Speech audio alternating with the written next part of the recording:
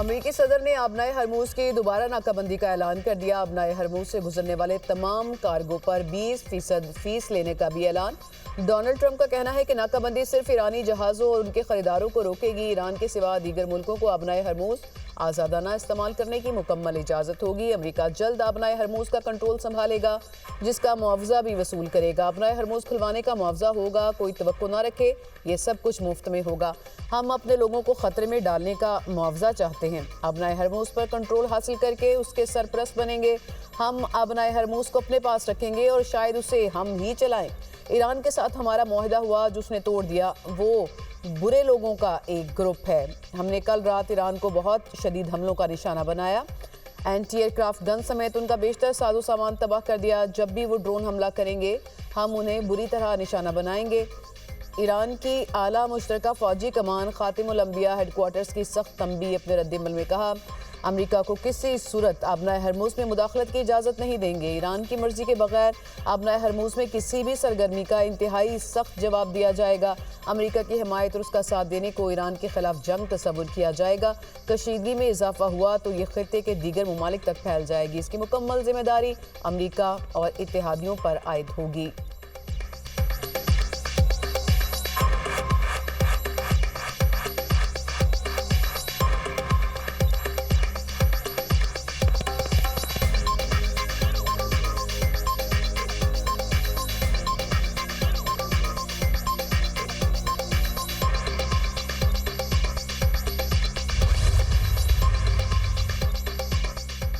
اسلام آباد میمورنڈم ختم ہو چکا، ترجمان ایرانی وزارت خارجہ اسماعیل بقائی کی پریس بریفنگ۔ کہا، خطے کو مزید کشیدگی سے بچانے کے لیے ہم پاکستان، عمان اور قطر کے ساتھ رابطے میں ہیں۔ امریکہ کے خلاف جوابی کارروائیاں ایران کا جائز حق ہے۔ امریکہ اسلام آباد MOU پر عمل نہیں کرتا تو ایران بھی اپنے وعدوں پر عمل نہیں کرے گا۔ باہمی معاہدوں پر عمل دونوں فریقوں کی یکساں ذمہ داری ہے۔ ثالث ممالک اب بھی ثالثی کے عمل کو بحال کرنے کی کوشش کر رہے ہیں۔ ایران آبنائے ہرموز کے معاملے پر عمان کے ساتھ مشترکہ طریقہ کار تشکیل دینے کی کوشش کر رہا ہے۔ واشنگٹن کا عمان پر دباؤ اس عمل میں رکاوٹ بن رہا ہے۔ سپریم لیڈر سمیت ہر ایرانی شہری کے قتل کا حساب لیا جائے گا۔ امریکہ اور اسرائیل کے جرائم کو دستاویزی شکل دینے کے لیے تمام قانونی ذرائع استعمال کیے جائیں گے۔ ایران عالمی سطح پر انصاف کی فراہمی کے لیے ہر ممکن اقدام کرے گا۔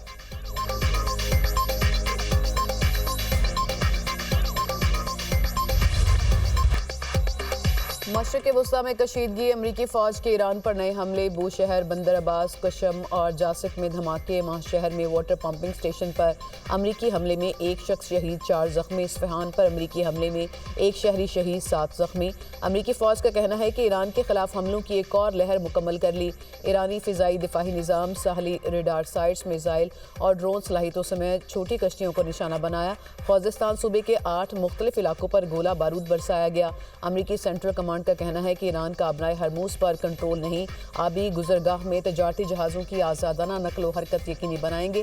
تجارتی جہازوں کو نشانہ بنانے کی ایرانی صلاحیت کو مزید کمزور کرنے کا سلسلہ جاری رکھیں گے۔ امریکی فوج نے اتوار کو بھی ایران کے 140 اہداف کو نشانہ بنایا۔ ایرانی فوج کا بندر عباس میں ڈرون کو مار گرانے کا دعویٰ کہا۔ فضائی دفاعی فورس نے میزائل کے ذریعے امریکی ساختہ لوکس ڈرون کو نشانہ بنا کر تباہ کر دیا۔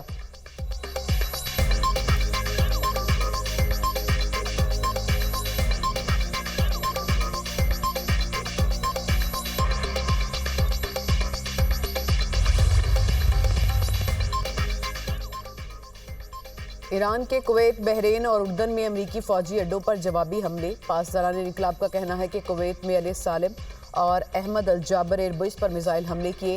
علی السالم ایئر بیس پر ایندھن کے ذخائر اور پیٹریوٹ فضائی دفاعی نظام مکمل طور پر تباہ کر دیے۔ احمد الجابر ایئر بیس پر نصب اسٹریٹجک FPS ریڈار سسٹم بھی حملے میں ناکارہ بنا دیا گیا۔ اردن میں پرنس حسن ایئر بیس کو بھی نشانہ بنایا گیا۔ حملے میں ایندھن کے متعدد ذخائر اور اسلحہ گوداموں میں آگ لگ گئی۔ بحرین میں شیخ عیسیٰ ایئر بیس پر حملے کیے گئے۔ ہیلی کاپٹر مرمت کی تنصیبات، P-8 طیارے کے ہینگر اور امریکی drone command and control centre کو ہدف بنایا گیا۔ عمان میں FPS ریڈار سسٹم اور بحری جہازوں کی نشاندہی کرنے والے ریڈار کو تباہ کرنے کا دعویٰ۔ پاسداران انقلاب کا کہنا ہے کہ کارروائی آنکھ کے بدلے آنکھ آپریشن کے تیسرے مرحلے کے تحت کی گئی۔ ایران آبنائے ہرموز میں غیر ملکی فوجی موجودگی اور مداخلت مزید برداشت نہیں کرے گا۔ آبی گزرگاہ میں امریکی مداخلت کا خاتمہ ہی آبنائے ہرموز کو کھولنے کا واحد راستہ ہے۔ امریکہ ساحلی ممالک کی خود مختاری کا احترام کرے۔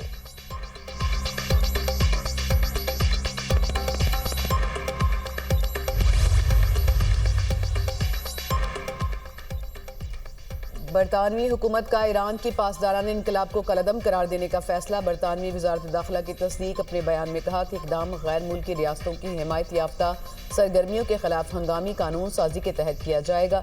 نئے ریاستی خطرات سے متعلق تاریخی اختیارات کے تحت 3 گروپس کو نامزد کیا گیا۔ اسلامی movement of companies of the right اور روس کی GR والنٹیئر کور کو بھی کالعدم تنظیموں کی فہرست میں شامل کیا گیا ہے۔ برطانوی وزیراعظم کیئر سٹارمر کا کہنا ہے، ہم برطانیہ کو کبھی بھی ایسے ممالک کے لیے آزاد ماحول فراہم نہیں کریں گے جو ہماری سڑکوں پر خوف، تقسیم اور تشدد پھیلانا چاہتے ہیں۔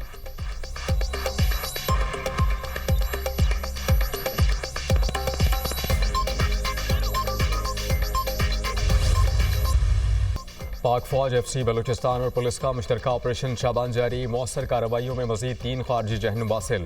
خارجیوں کو ہوائی اور زمینی کارروائیوں میں نشانہ بنایا گیا۔ خارجی دہشت گرد اپنی کمی گاہیں چھوڑ کر بھاگنے پر مجبور۔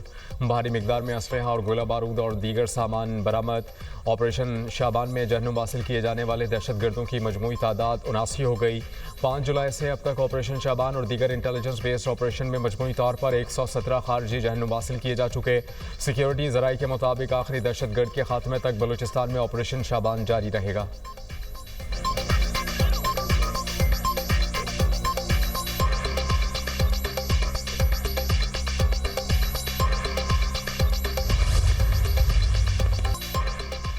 خواتین کو بااختیار بنانا فقط ایک طبقے کی نہیں، قوم کی ترقی ہے۔ وزیر اعلیٰ پنجاب مریم نواز کا 9ویں اسلامی تعاون تنظیم کی وزارتی کانفرنس برائے خواتین سے خطاب۔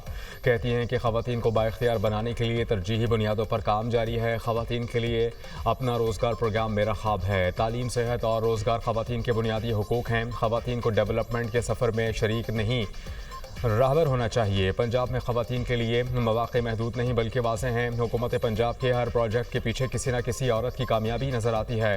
ہر گاؤں اب گلوبل اکانومی کا شاندار راستہ اور حصہ بن رہا ہے۔ حالات کسی بھی عورت کو قیادت سونپنے سے پہلے امتحان لیتے ہیں۔ خواتین کا تحفظ اور سیکیورٹی میری ریڈ لائن ہے۔ وزیر اعلیٰ پنجاب نے شرکا کو لاہور کا دورہ کرنے کی دعوت بھی دی۔ وفاقی وزیر شزا فاطمہ نے کہا کہ خواتین کو معاشی اور سماجی طور پر بااختیار بنانا وقت کا تقاضا ہے۔ خواتین کو کئی طرح سے چیلنجز درپیش ہیں۔ خواتین معاشرے کی ترقی میں اہم کردار ادا کر سکتی ہیں۔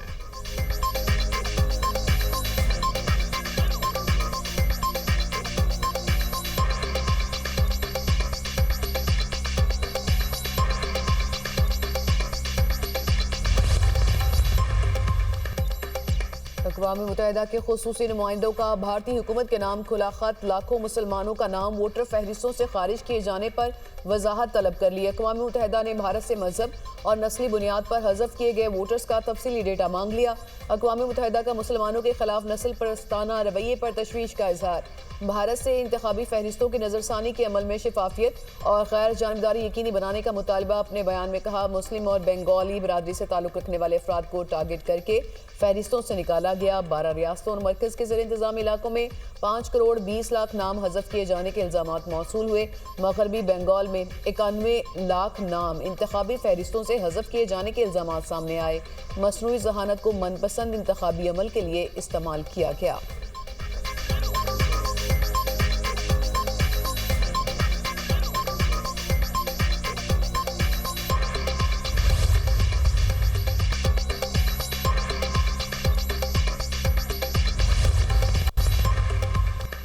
وفاقی آئینی عدالت نے ڈیم تعمیر مکمل ہونے تک کسی بھی عدالت کو مداخلت سے روک دیا۔ عدالت نے نئی گاج ڈیم تعمیر میں ہائی کورٹ کے فیصلے اور احکامات کو کالعدم قرار دے دیا۔ عدالت نے نئی گاج ڈیم تعمیر کیس کا فیصلہ سنا دیا۔ فیصلے میں کہا گیا کہ ڈیم کی تعمیر کے معاہدے میں طے طریقہ کار کے مطابق تنازعات کا حل ہوگا۔ ہدایت کا مقصد مزید قانونی چارہ جوئی کو ایک اہم عوامی بنیادی ڈھانچے منصوبے کی تکمیل میں رکاوٹ ڈالنے سے روکنا ہے۔ چیف جسٹس امین الدین خان نے 17 صفحات پر مشتمل فیصلہ تحریر کیا۔ عدالت کے مطابق ہائی کورٹ نے قانون کو مد نظر رکھے بغیر غلط ہدایات جاری کی۔ ہائی کورٹ احکامات میں تنازعات کے حل، وابڈا اور نیب قوانین کو مد نظر نہیں رکھا گیا۔ آئینی حدود سے تجاوز کے نتیجے میں انصاف کی کھلی خرابی ہوتی ہے۔ وابڈا کانٹریکٹر کی شکایت موصول ہونے کے بعد 15 روز میں فیصلہ کرے۔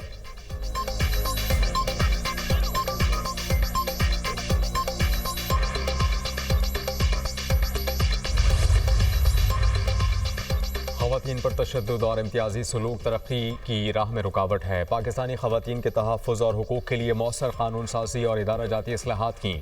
چیئرمین سینیٹ یوسف رضا گیلانی کا اوائسی خواتین وزارتی کانفرنس سے خطاب، کہا تعلیم اور صحت خواتین کے حقیقی معاشی استحکام کی بنیادی ستون ہیں۔ بے نظیر بھٹو خواتین کے حقوق کی علمبردار تھیں۔ وزیر قانون اعظم نذیر تارڑ نے کہا کہ خواتین کی ترقی مسلم دنیا کی ترقی اور خوشحالی کی ضمانت ہے۔ لاکھوں خواتین اور بچیاں آج بھی ترقی کی راہ میں رکاوٹوں کا سامنا کر رہی ہیں۔ خواتین پارلیمنٹ، عدلیہ، سول سروسز، کاروبار اور تعلیم میں نمایاں خدمات انجام دے رہی ہیں۔ ہر خاتون اور بچی کو تعلیم و ترقی کے یکساں مواقع ملنے چاہئیں۔ خواتین کا معاشی اور سیاسی سطح پر بااختیار ہونا ناگزیر ہے۔